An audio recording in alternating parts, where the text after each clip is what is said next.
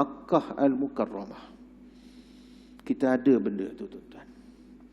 Inna awwala baitin wudi'a lin-nasi lalladhi bi Bakkah mubarakan wa hudan lin-nas. Allah Ta'ala sebut dalam awal juzuk 4. Sesungguhnya inna awwala baitin, sesungguhnya ya, rumah yang pertama dibina oleh manusia, dibina untuk manusia adalah Makkah. Bi Bakkah, Allah Ta'ala sebut perkataan Bakkah. Ulama bincang kenapa Quran guna perkataan Bakkah. Kerana Bakkah itu berasal daripada perkataan bukaun, buka. Bukan buka pintu ni, bahasa Arab bukan. Tapi buka ini dengan maksudnya menangis. Tempat yang di mana ramai manusia, banyak manusia menangis bila sampai di situ. Pertama kali kita tengok Kaabah, Allahu Akbar, kita rasa kebesaran Allah Subhanahu Wa Taala masuk meresap dalam diri kita, tuan-tuan yang dirahmati Allah. Ada juga pergi rumpui duit. Bila sampai kat Mekah, bila sampai dekat Masjidil Haram, tak nampak pun Kaabah. Pula menangis dia. Ada pula dah nampak Kaabah, tiba-tiba pusing, mana pula pintu, merata 4-5 hari sesat. Tak jumpa jalan nak balik. Jumpa dah Kaabah. Waktu itulah keadaan-keadaan suasana itulah yang menyebabkan manusia merintih berdoa kepada Allah Subhanahu Wa Taala, menangis kerana menginsafi dengan kesilapan-kesilapan yang telah manusia lakukan. Kita punya sebaik-baik tempat. Maka jihad kiblat kita, tuan-tuan, untuk sahnya ibadat kita, khususnya sembahyang, syaratnya mesti kita menghadap ke kiblat. Tujuannya apa? Tujuannya untuk membangunkan ataupun mengukuhkan kesatuan dalam fikiran, dalam tindakan kita, tuan-tuan yang dirahmati Allah Ta'ala. Bila kita semua fikir perkara yang sama, bila kita semua tujukan perkara yang sama, bila kita semua hadapkan tempat yang sama, inni wajjahtu wajhiya lilladzi fataras samawati wal ardh, maka sudah tentu tindak tanduk kita, tindakan kita juga adalah seia sekata, bersama-sama berjalan serentak seperti satu jasad.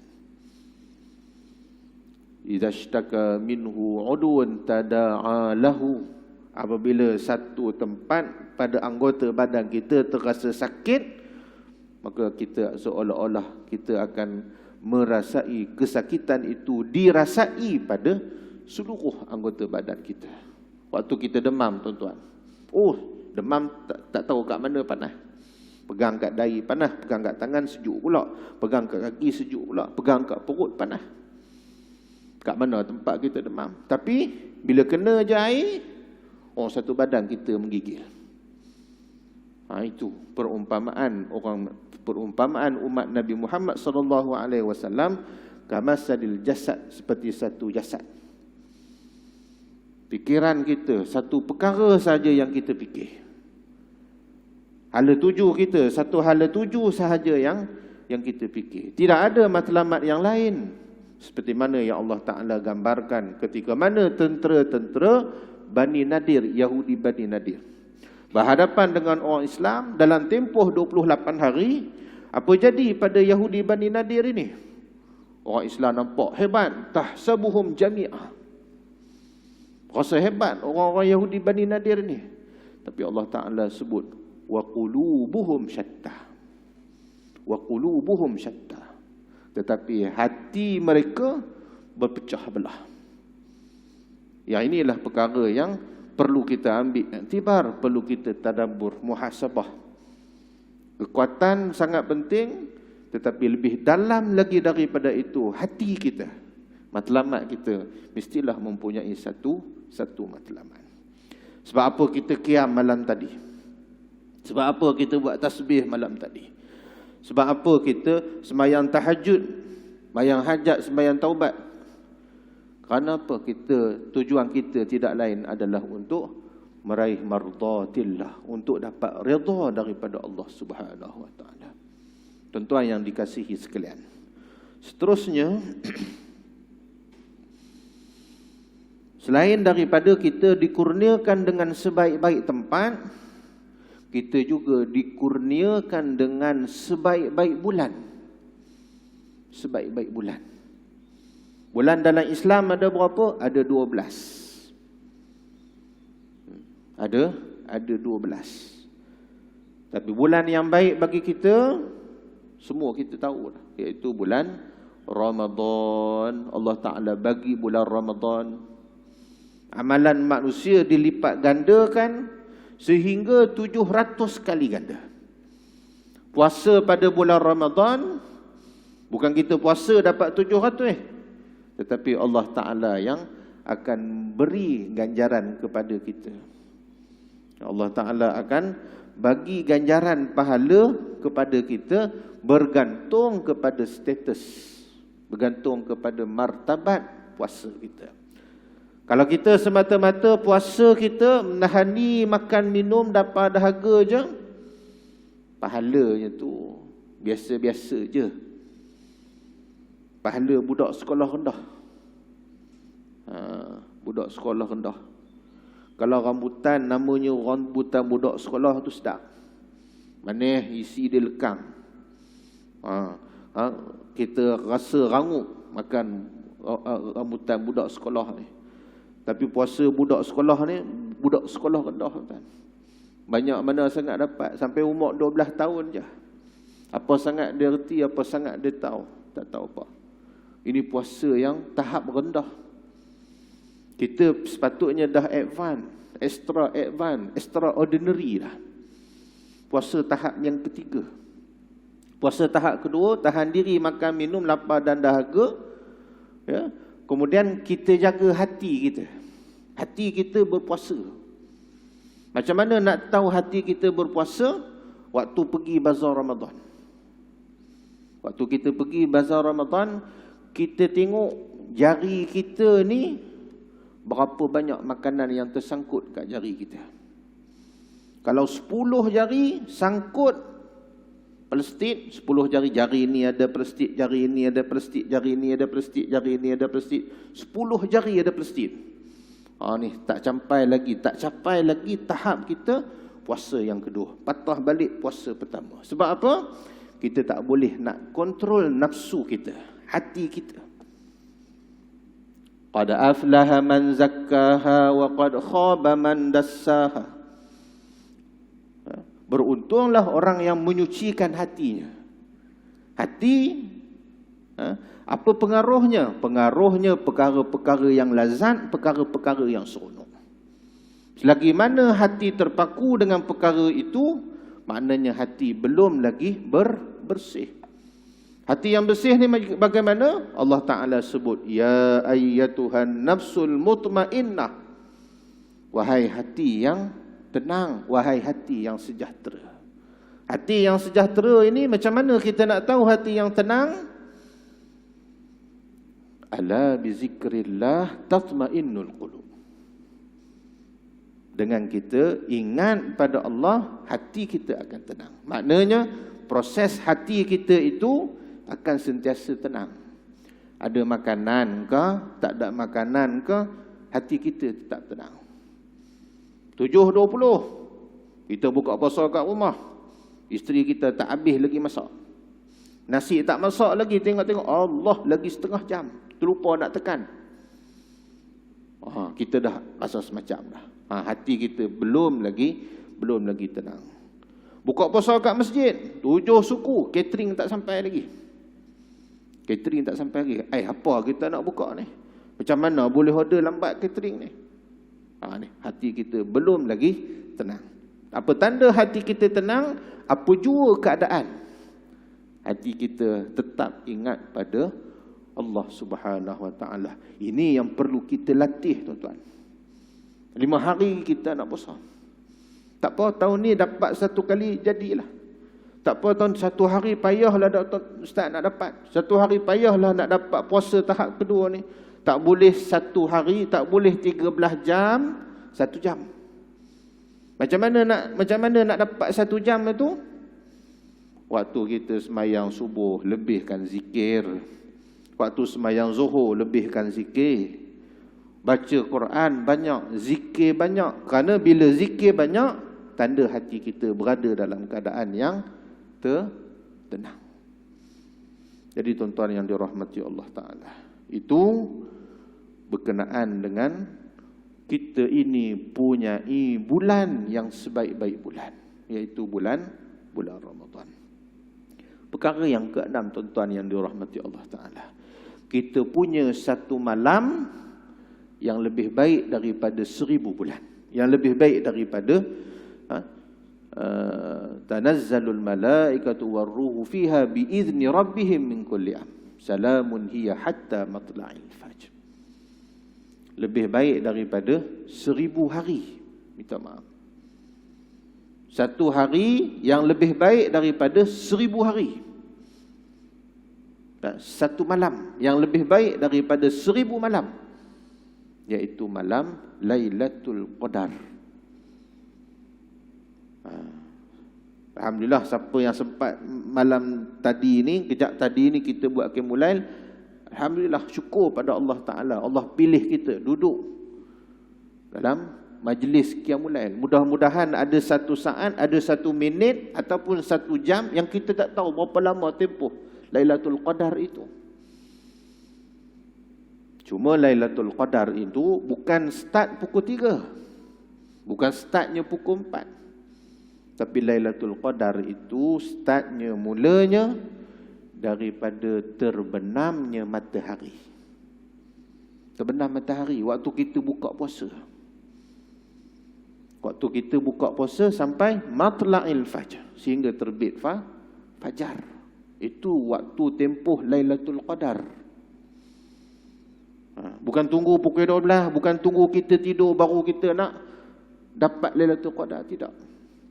Daripada kita buka puasa sampai kita sahur, sampai imsak, sampai habis imsak, waktu itulah waktu Lailatul Qadar berlakunya. Ambil rebut peluang tu. Lepas kita buka puasa, jangan duduk lepak, jangan duduk tengok TV, jangan duduk tengok telefon sementara menunggu masuk waktu isyak. Zikirlah, semayanglah sunat awabin 8 rakaat. Semayanglah apa-apa pun, sedekahlah apa pun, tak kira waktu apa pun. Waktu itu bila terbenam saja matahari, waktu itulah bermulanya. Tuan-tuan yang dirahmati Allah. Kemudian yang selanjutnya, perkara yang ke-7, kita punya sebaik-baik bahasa di dalam Al-Quran adalah bahasa Arab. Kerana apa? Kerana pertuturan ahli syurga juga bahasa Arab. Ustaz, macam mana Ustaz? Kat dunia saya tak belajar bahasa Arab. Cakap bahasa Arab tak reti sepatah haram pun. Tahu na'am khalas, na'am khalas. Sebab pi umrah, pi haji, tu je tahu na'am. Pak Arab tipu kita pun na'am. Tak tahu Arab langsung ni. Dalam syurga kita akan bertuturan ahli syurga adalah bahasa Arab. Kerana apa? Kerana Quran diturunkan dalam bahasa Arab. Ada masa, ya, ada peluang belajar bahasa Arab, belajar. Setiap kita tutur bahasa Arab tu bahasa Quran, dapat pahala kita. Satu huruf kita cakap Arab itu dalam Quran ada perkataan itu. Pahala kita dapat. Baik, yang selanjutnya tuan-tuan yang dirahmati Allah Ta'ala, kita punya sebaik-baik hari dalam seminggu, iaitu hari Jumaat. Kita punya, Allah Ta'ala bagi anugerah pada kita adanya hari Jumaat.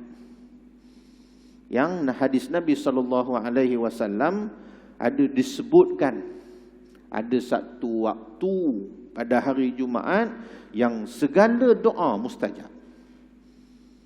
Dalam kitab disenaraikan ada 14 waktu. Daripada terbenam matahari semalam tu, hari Khamis tu, ya, sampailah kepada terbenam matahari hari Jumaat. tersebut. Itu 24 jam. Ada satu waktu yang doa akan dimakbulkan oleh Allah Ta'ala. Ada kata waktu malam, ada yang kata waktu subuh. Ada ulama kata waktu yang dikira kita datang masjid untuk sembahyang Jumaat, waktu itu kita dapat unta. Tu waktu itu. Ada kata waktu imam, waktu azan. Azan pertama. Ada kata waktu imam sedang naik mimbar. Ada kata waktu imam duduk di antara dua khutbah. Ada kata imam turun daripada mimbar. Ada pandangan kata waktu imam nak angkat takbir. Ada kata waktu imam tengah sembahyang. Ada kata waktu imam bagi salam. Ada 14 pandangan ulama. Jadi rebut peluang hari Jumaat ini, tuan-tuan. Antara amalan yang kita buat selain daripada kita berselawat, apa yang kita boleh buat? Bacalah surah Al-Kahfi. Kita duk tadabbur surah Kahfi, tuan-tuan. Kita duk tadabbur surah Kahfi ni, bacalah paling kurang 1 ayat. Paling kurang. Kalau kita ada masa, baca 10 ayat awal ataupun 10 ayat akhir. Kalau banyak sangat masa kita, bacalah satu surah. Tak lama pun, tuan-tuan, dalam setengah jam ke 45 minit. Kita sembahyang tasbih, duk rokok lama, duk sujud lama, boleh kita buat. Surah Kahfi ni hari Jumaat besar fadilatnya. Antara fadilatnya apa dia, tuan-tuan? Ya, diberi cahaya pada kita sampai ke langit. Sampai langit paling tinggi. Kemudian apa? Cahaya tersebut berterusan sampai Jumaat lepas. Sampai Jumaat depan. Dari satu Jumaat ke satu Jumaat, bila kita baca surah Kahfi, Allah Ta'ala akan pancarkan cahaya kepada kita. Penting tak cahaya? Penting. Waktu tengah malam, kita masuk highway, ya, kita masuk highway yang tak ada lampu, ataupun jalan biasa yang tak ada lampu. Kita tutup lampu kita. Agak-agak kita boleh tengok, tak boleh. Sekejap pun tak boleh. Mesti pasang lampu, baru kita nampak. Serupa itulah cahaya sangat penting pada kita. Sebab cahaya inilah yang akan memandu kita di akhirat. Baik, tuan-tuan yang dirahmati Allah Ta'ala. Ya, itu berkenaan dengan 8 perkara yang merupakan keistimewaan, kelebihan, pemberian yang Allah Subhanahu Wa Ta'ala bagi kepada kita umat Nabi Muhammad sallallahu alaihi wasallam. Dan yang terakhirnya, yang ke-9, kita Allah Ta'ala gelar, Allah Ta'ala bagi satu kedudukan melebihi umat-umat yang sebelum daripada ini. Apa dia? Khaira ummatin, kamu adalah sebaik-baik umat. Kita ni sebaik-baik umat. Ukhrijat linnas, yang dikeluarkan untuk manusia, bagi manusia. Jadi apa tindak tanduk kita diperhatikan oleh manusia di luar, khususnya orang bukan Islam. Orang bukan Islam, mereka akan tengok PL kita, mereka akan tengok tingkah laku kita. Bagaimana Nabi SAW,